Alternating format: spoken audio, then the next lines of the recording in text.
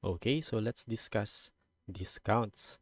So, 'di ba, ang purpose naman talaga ng discounts is number one, to encourage sales, and number two, beneficial din siya sa mga customers kasi mababawasan yung kanilang amount due.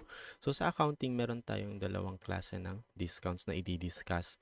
Trade discounts and cash discounts. So, sige, let's check. Okay, ano ba ang purpose ng trade discount? Para bultuhan na mag-o-order yung customer. So, pag marami siyang i-order, bibigyan natin siya ng trade discount. So, usually, makikita nyo sa problems ganito, naka-percent siya. And usually, relatively malaki ang amount niya compared sa cash discounts. Okay. So, check natin, saan nga ba dinideduct ang trade discounts? Dinideduct natin siya sa list price or yung presyo na makikita nyo sa mga catalogs. Okay.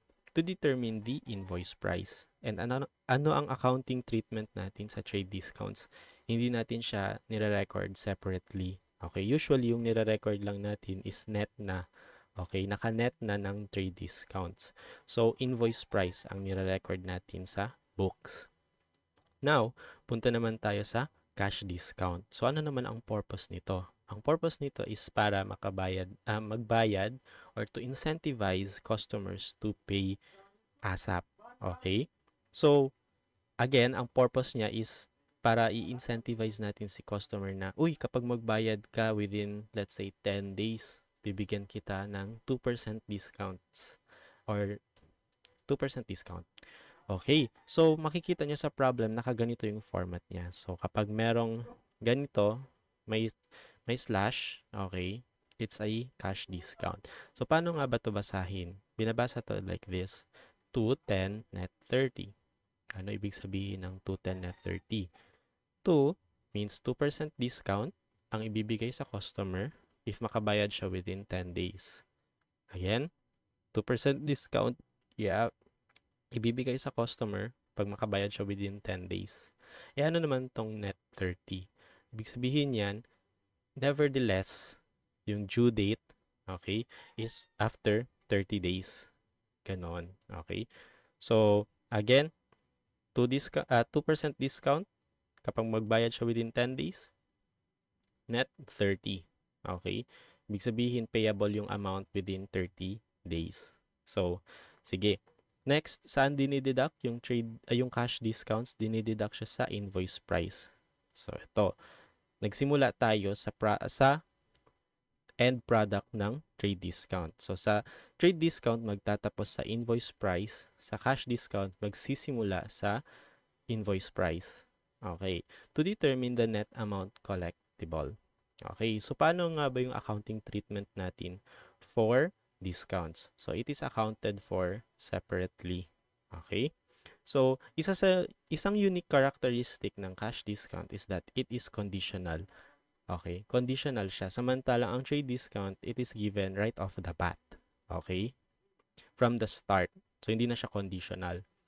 Ang cash discount, if makabayad ka within 10 days, let's say nagbayad ka 8 days after ng date of sale, then saka ka lang magiging entitled sa 2% discount. So, to summarize, no, cash discounts encourage prompt payments and they are recorded and accounted for separately, while trade discounts do not. Okay? Are not.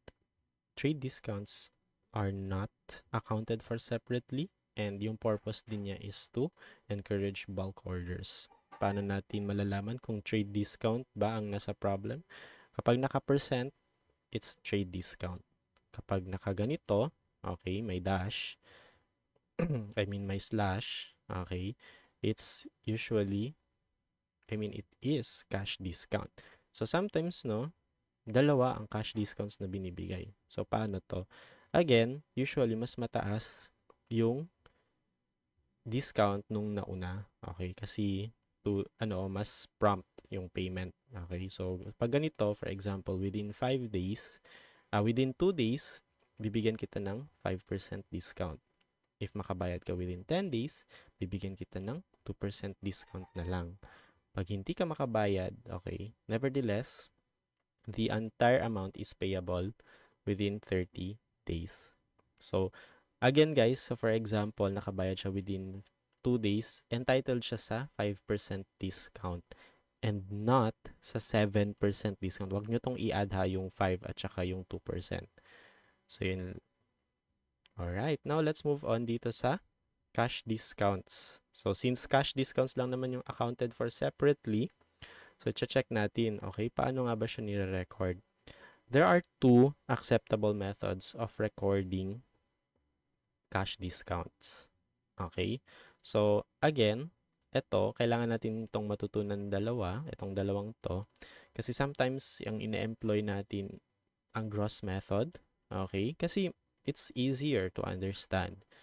Pero yung more theoretically correct daw is yung net method.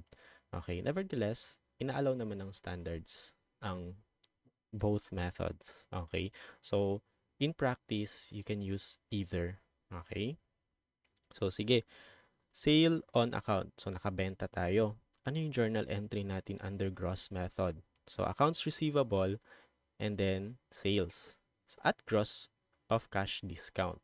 So, ina-assume natin dito na hindi naman kukunin ni buyer yung cash discount.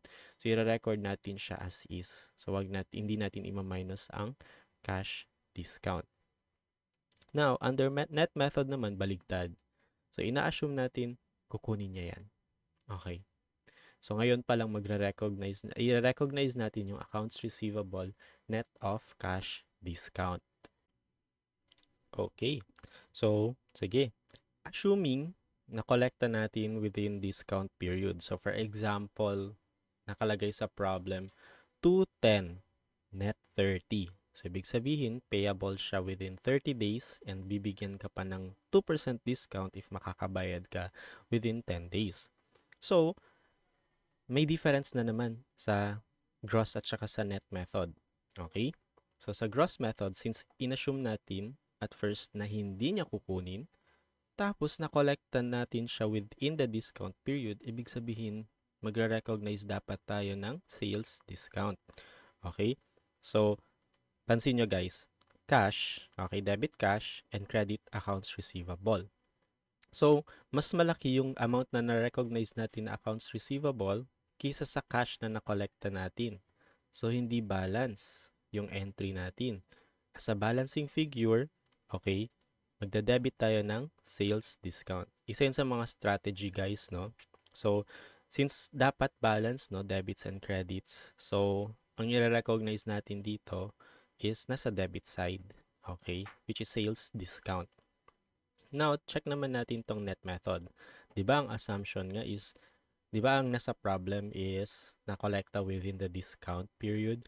So, since ni-record natin at first dito na, naka-net na, okay, so as is, okay, magbabalance yan. So, yung cash na natanggap natin na net of discount, net of cash discount, is equals to the amount na na-recognize natin as accounts receivable.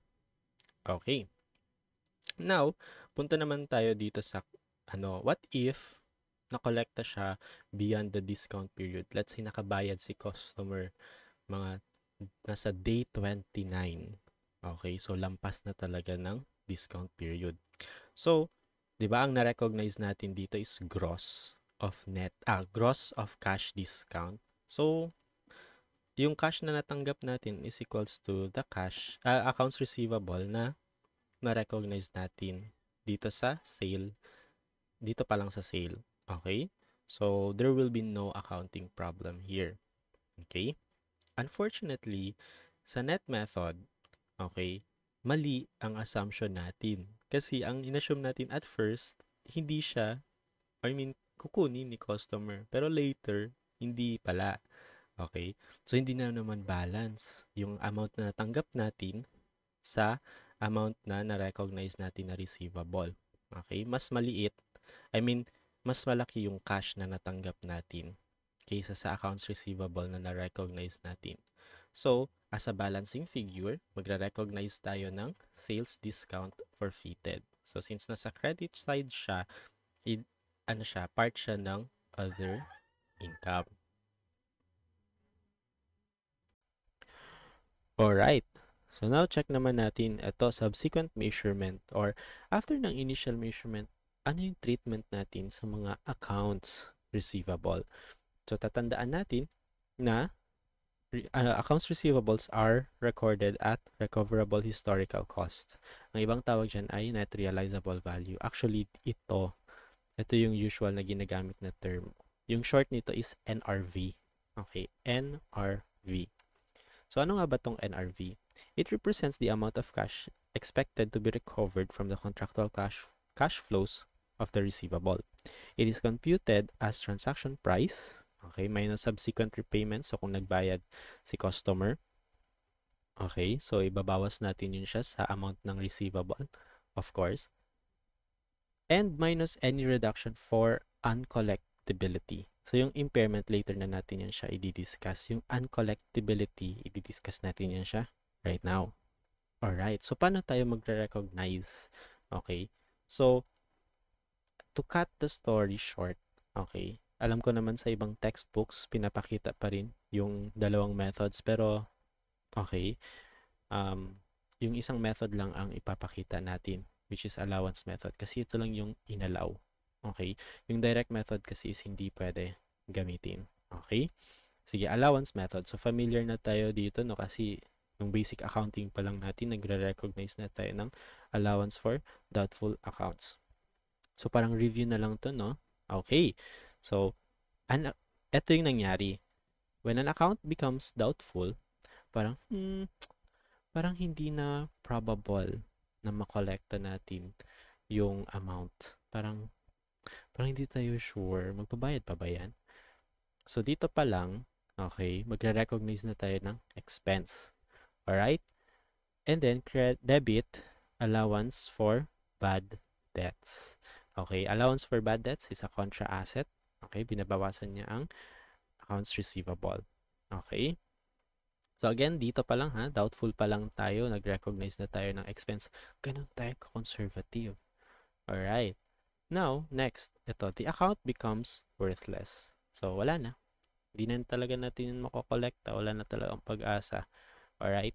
So, i-debit natin to, allowance for bad debts. Okay? And, saka lang natin mara-write off or matatanggal sa records natin ang accounts receivable. Okay? So, parang wala lang din nangyari, no? Kasi nagbawas tayo ng isang contra asset and nagbawas tayo ng isang asset. Okay? So, wala siyang effect sa current assets. Okay? Kasi, natanggalan tayo ng isang contra asset which nagpapabawas. So, it's actually a good thing. No? And, nabawasan tayo ng asset. So, parang nag-offset lang sila. Alright. Now, in some instances, diba, by some act of God, so, nare-recover yung mga accounts determined to be worthless. Wow, sana all nagbabayad ng utang. Ayun. So, eto.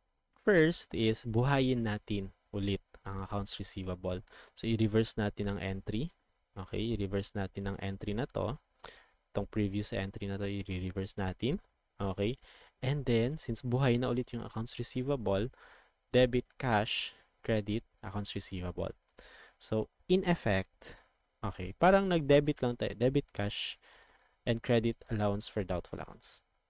Okay, so if for example, may makita kayong choice na account was recovered, debit cash, credit allowance for doubtful accounts, it's also correct.